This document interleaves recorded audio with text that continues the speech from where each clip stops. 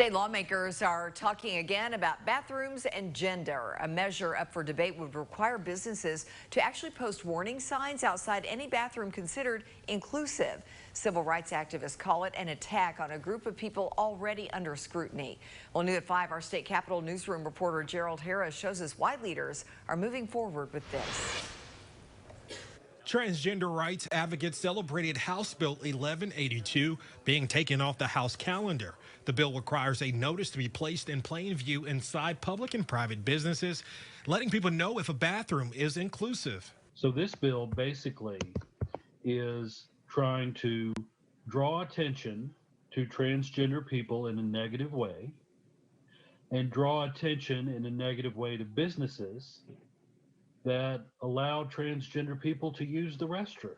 But the celebration may have come too soon. House Bill sponsor Representative Tim Rudd says the bill is still alive. Yes, it's coming back.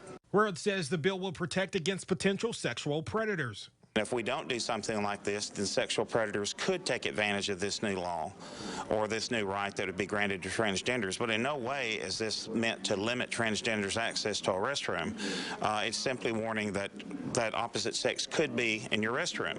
Opponents say the bill will allow for another avenue to discriminate against transgender individuals. Transgender people already face a great deal of discrimination in our society, and the last thing they need is their state government coming after them and adding to that.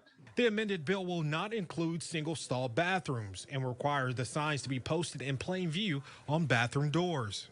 Republican Senator Paul Rose is the primary sponsor of a Senate version of the bill.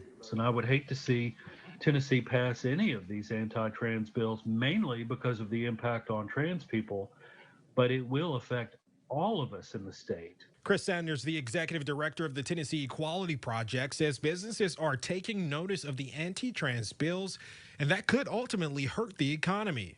Rudd says the changes he's making are pro-business. I've talked to the business community, and a matter of fact, some changes were made that they were to protect the businesses, like the 30-day grace period and not being on the front of the building. In Nashville, I'm Gerald Harris.